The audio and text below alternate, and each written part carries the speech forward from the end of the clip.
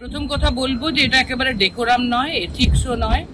একজন বিদেশে সম্মানিত অতিথি হিসেবে গেছেন, তাকে বিদেশের মাটিতে দেশের পক্ষ থেকে পলিটিক্যাল এজেন্ডা নিয়ে এইভাবে অপদস্থ করার চেষ্টা, এটা ঠিক না। কিন্তু আমরা খুবই সৌভাগ্য যে আমরা মমতা বন্দ্যোপাধ্যায়ের ডিসাইপল, উনি এত সুন্দর ট্যাকেল করেছেন।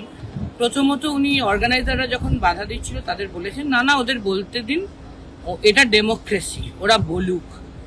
আর এটাও বলেছেন যে এটা পলিটিক্যাল ফোরাম নয় ভাই, পলিটিক্যাল বিষয়ে তোমরা আমাদের রাজ্যে এসো, পলিটিক্যালি লড়ো, যেতো, এটা পলিটিক্যাল ফোরাম না, এখানে পলিটিক্স আনা ঠিক না। হ্যান্ডেল করেছেন উনি খুব ভালো, দারুণ। এবং উনি আরজি করের প্রসঙ্গ যখন এটা কেউ তুলেছে, উনি বলেছেন যে ওটা সাবজুডিস ম্যাটার, ওতে আমি মন্তব্য করব না।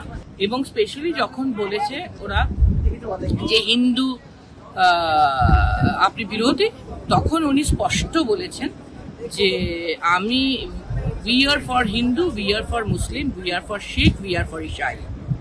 তো এইটা হচ্ছে মমতা ব্যানার্জি, উনি যা সত্য তাই বলেছেন এবং খুব ভালো হ্যান্ডেল করেছেন।